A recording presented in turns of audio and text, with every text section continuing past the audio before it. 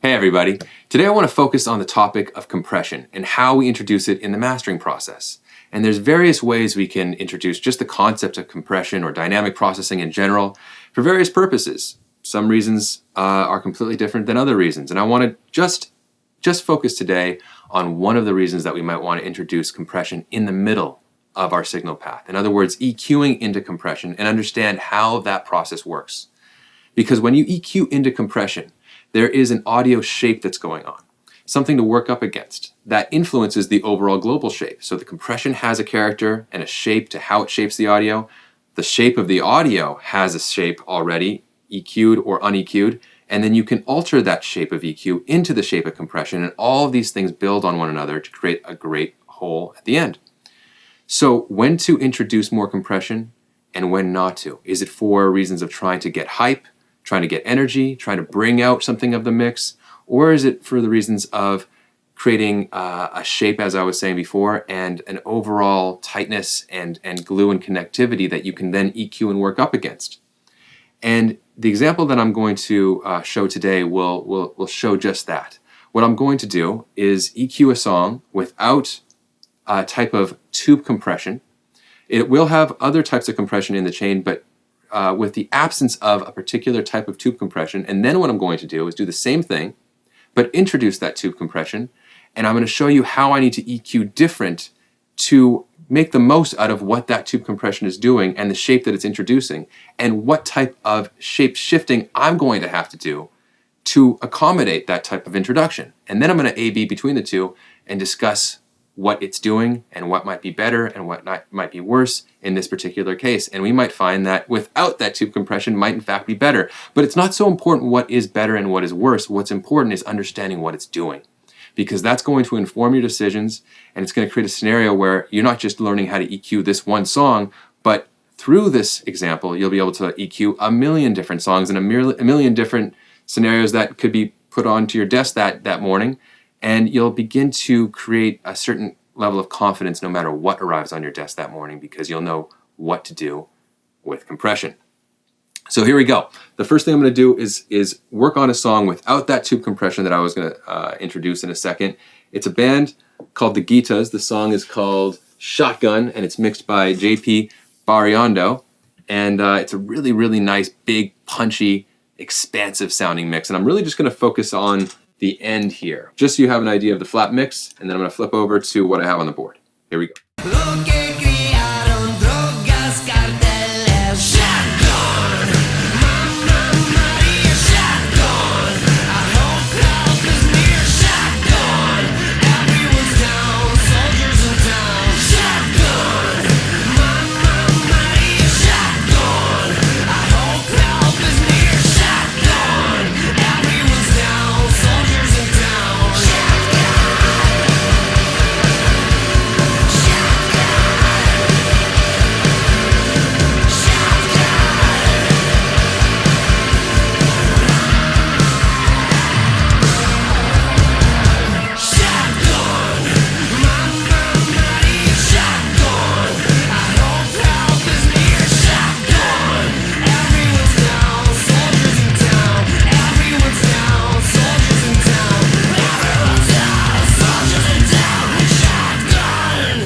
Well, that's a really great sounding mix, nice, big and punchy, and just ripe for digging in to dynamic processing to really hug things together tightly and also push into that hug so it then expands outward in all directions to get maximum size, maximum impact, but most of all, maximum connectivity to the music, which is first on the list. No matter what you're doing, you always want to feel most connected to that music.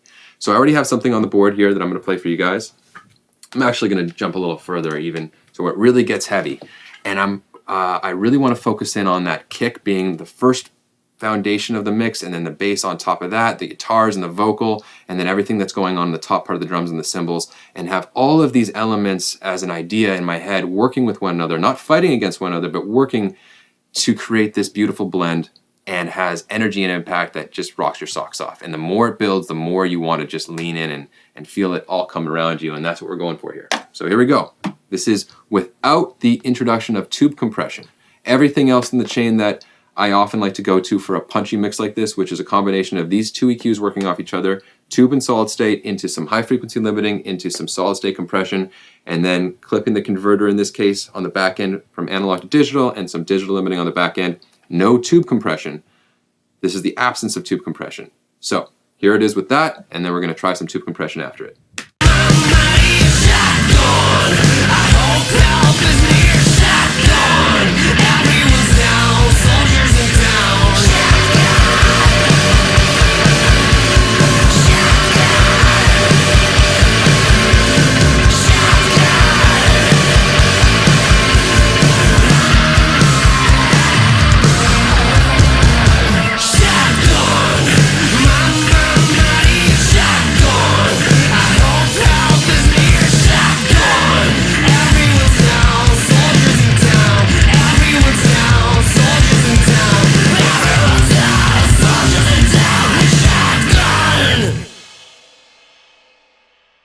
Great. Now that is exciting. It's pushed. It's not overly pushed, but any more push on that could end up in the world of feeling a little bit overly pushed. In other words, you might feel like it's a little bit too dense, and you might end up starting to lose size. And the way I'm able to indicate that is this is a really good telling piece right now, where in this section right here, you'll notice that things kind of start grabbing a little bit, but then the drums come out right at the end to pop out and expand. And that tells me that we're reaching that point of maximum expansion. You can hear it right here.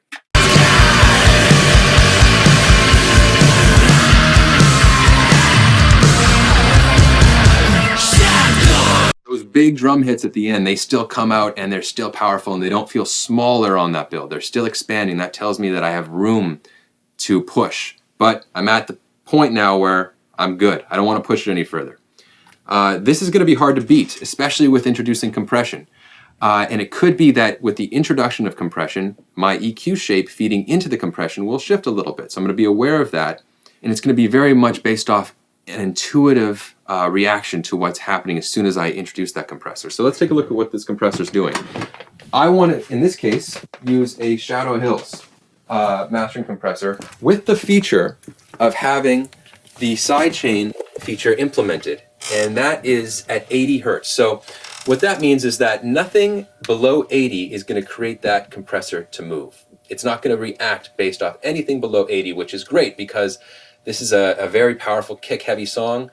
It's an aggressive rock band, so that kick could create that compressor to move, and I don't want to have that happen. In this case, I just want to compress, or at least I want to compress the whole signal, but I want to make sure that nothing under 80 is making that compressor move, which is in fact what's going to happen here. So let me patch it in. I'm patching it in post EQ, but pre all the other dynamic processes, because that's exactly where I want it.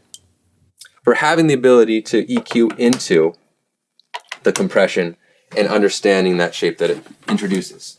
Without changing the gain on the board, I'm just going to flatten my EQ here, relative, so I have a first impression of what that compressor is doing without having anything on the board previous to skew what is going to be introduced. I want the first reaction of what this compressor is doing to hit my ear immediately and then react to that immediately. So it's in the chain now, and I'm going to EQ around it now.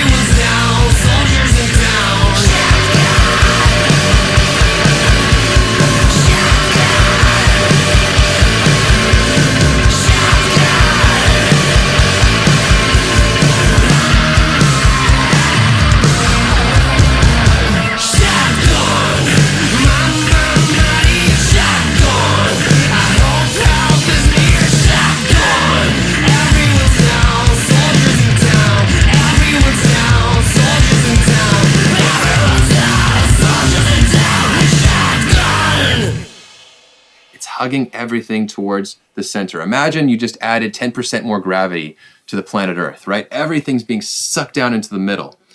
That's what this compression is doing. It's allowing for everything just to have a little bit more gravity so that then I can then bloom everything outward opposing that gravitational pull, if you will, to work up against it and push out. And now we have this push and pull density type of situation. And what I want to make sure is that everything is blooming more so than it was with the absence of that tube compression. In other words, it's better having it in. If not, I want it out and go with what I had originally. But if it is introducing anything at all, it's creating a little bit more of a overall bloom, and in a sense, it's enveloping the signal, it's hugging the signal, it's broadening things out.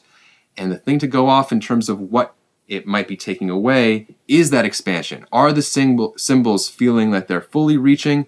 Is the attack of the snare and the guitars and the drums and even the kick feeling like they're fully reaching? Or do they feel like the punch is being a little bit lost in a way that's just not worth introducing it? So these are the things to go off of and listen to, and then A/B against what we already had without it, because these are the types of things that you go through in mastering. You try one road, you understand it as something, then you try a different road, you understand that as something also, and you begin to paint pictures inside of your mind, understanding what these processes or these different paths are doing, so that then you can then use that in whatever comes your way in the future in a million different ways. So, in real time, let's A/B what I printed a second ago versus what I have on the board now, and we'll discuss our findings.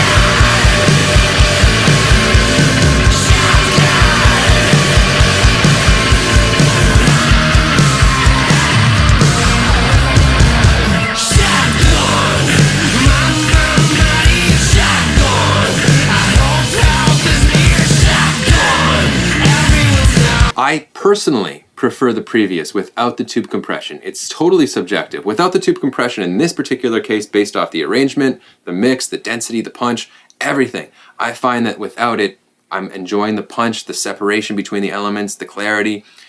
It still feels like there's enough density with the other compression that I have. In this case, it's a solid state Allen Smart C1, just tightening everything in the back of the chain. Introducing the Shadow Hills, it kind of tucks in the kick a little bit. It's not as, it doesn't have as much room to move as its own element. It's more glued together with everything and kind of becoming a little bit more joined with the bass. The bass is actually a little bit more broadened and has more support now. It's hugging the compression and actually in a very pleasing way. And it's also smoothing out the top part of the guitars in a nice way too. But overall, the picture's not quite as expansive as it was without it. But it doesn't mean that it's always going to be that way. Like I said, it's completely dependent on the arrangement and what we're working on at hand and how we're approaching it. In another scenario, it would be much better to use this type of thing. So what's most important to learn from this is what it does introduce. What does happen when you introduce additional compression for what types of purposes? It has to do with what you're trying to achieve and what you feel like you need. And every scenario is different, and these are the things to go off. So I hope this was informative. If you guys have any questions or things you want to add to this, I'm happy to chat about them on the forum.